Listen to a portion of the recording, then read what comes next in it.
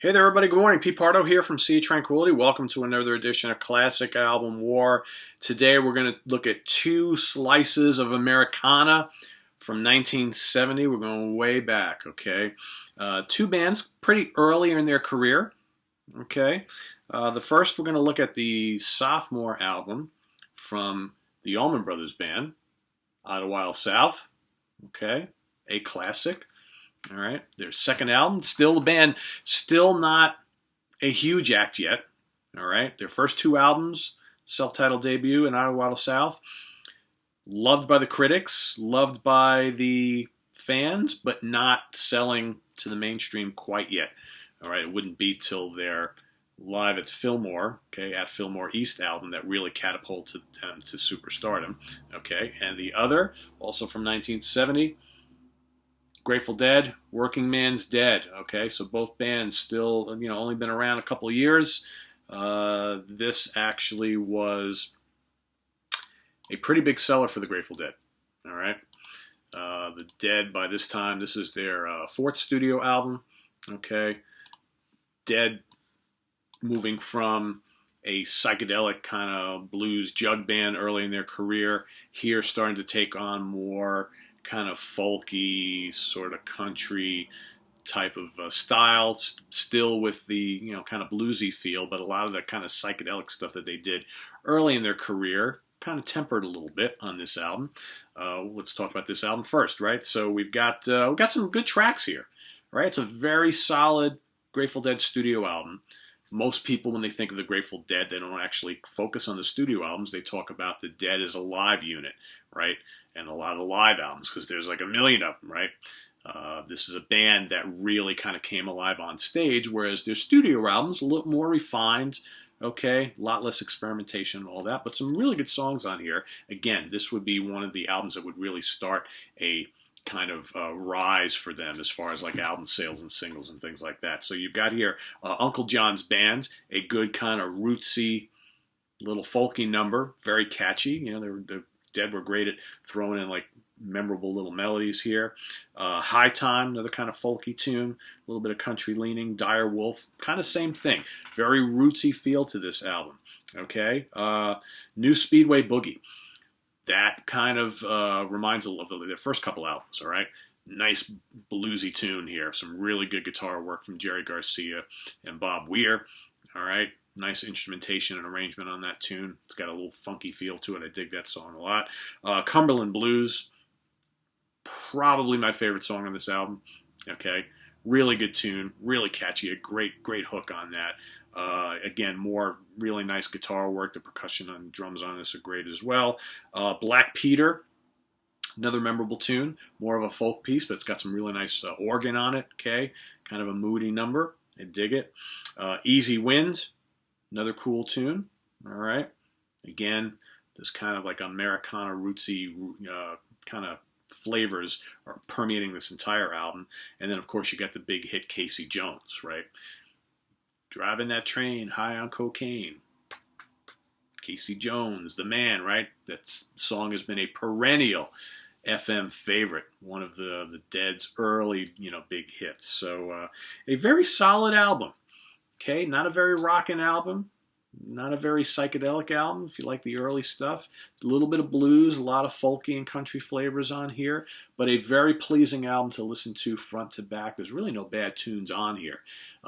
Very laid back, yes it is, but I know for a lot of people, okay, this is one of their more enjoyable of their early studio albums, okay? So, good stuff.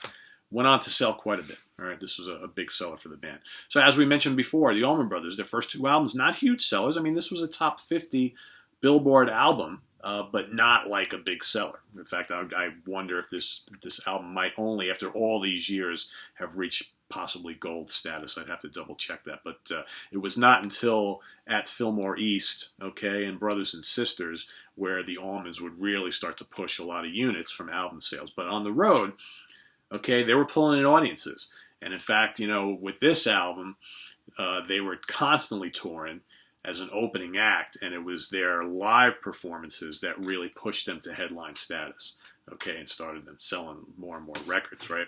And, they caught the attention of Mr. Bill Graham, right, who started booking them at the Fillmore West and the Fillmore East, and that was like the hot spots for the band on each coast, right? So what do we got in Idlewild South? You got the fun, up-tempo revival tune.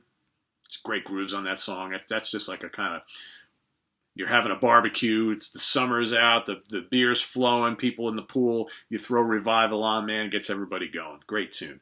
Don't Keep Me Wondering. A great kind of like simmering, brief little bluesy tune. Love that. Then you got Midnight Rider, okay, the big hit from the album. More of like an acoustic folk piece, very catchy, haunting lyrics, right? Another radio hit for the band. And then my personal favorite from this album, and my personal favorite Allman Brothers song of all time, In Memory of Elizabeth Reed, written by the great Dickie Betts, featuring some sensational lead guitar work from Betts, and of course Dwayne Allman to kind of take the song out to its conclusion. An amazing song that incorporates elements of jazz and blues and rock. It's almost like kind of like a fusion piece, right?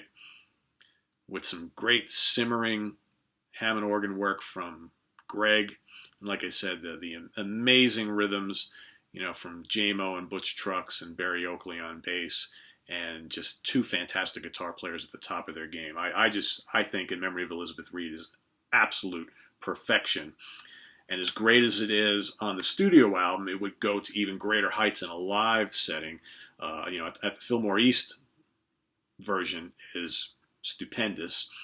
And if you haven't heard, and you'll hopefully will be hearing soon when it's released, they're releasing the Fillmore West 1971 sets on CD, 4-disc set, which were recorded just about 6 weeks before the Fillmore East live album.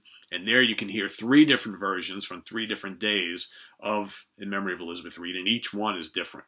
And you listen to it, you can hear. So a very, very cool tune that allowed for a lot of improvisation and just really kind of, you know, solos reaching for the stratosphere. What else we got? Hoochie Coochie Man, all right? An old blues classic sung by Barry Oakley. The Allmans really rip it up. It's quite heavy. I love it. Please Call Home, okay, one of the more mellower tunes on the album, but a good song.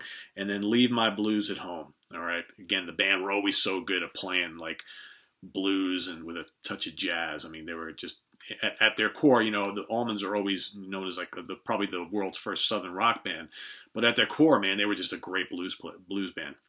All right, who also can play some jazz. So, very cool album. Both really cool albums. Okay, for me, I always liked the well, no, I shouldn't say that. I disliked the Grateful Dead quite a bit in my younger years, okay, when I was more of like a metal and hard rock guy, and that was all I would listen to. But as I started to get older, I finally started to like appreciate, and it's funny because I lived with a bunch of Deadheads back when I was in college, and I would get subjected to the Grateful Dead all the time, and I was like, oh God, when are we putting Metallica on, you know? But as I started getting older, I like in the 90s, I started to appreciate the music of the Dead more. Because they were such great instrumentalists, and there's a lot of really cool flavors on a lot of their albums. Okay, I do enjoy this album. For me, it's not one of my favorite Dead albums. Okay, Blues for Allah I like quite a bit. Terrapin Station, that's kind of more my thing when it comes to the Grateful Dead. But I do appreciate this album. It's a little mellow for me, but I do like I like all the tunes I like. Okay, but if I had to stack them up against each other, man, you know. I think in almost every instance for me, the Allman Brothers would win over the Grateful Dead, even though I do like the Dead, but I'm a big Allman Brothers fan. So for me, this is a knockout in the second round. Allman Brothers Band, Idlewild South wins it, and probably would win it even if it was just for a memory of Elizabeth Reed by itself. So, but anyway, you know, what are you going to do? Second round TKO. All right, they had a good battle in the first round, but in the second round, man, the Allmans just took over. An uppercut, a right cross, down for the count. The Dead don't get up. The Dead are dead. And the Allman Brothers win this one. But again, there's no right or wrong answer here. We just do this in fun. It's just a chance to talk about 2 really cool albums. Curious to see what you think in the comments and feedback below. Right? Remember, there's no right or wrong answer. If you like the Allmans album, cool. If you like the Dead album, even better, whatever, okay? This is on the web at www.seatranquility.org. We're on Facebook, we're on Twitter, of course, we're on YouTube often. Stay tuned, we got a live concert review coming up. I went to see Joe Bonamassa last night. I'm going to tell you all about it, so stay tuned, catch it. We'll see you then. Bye-bye.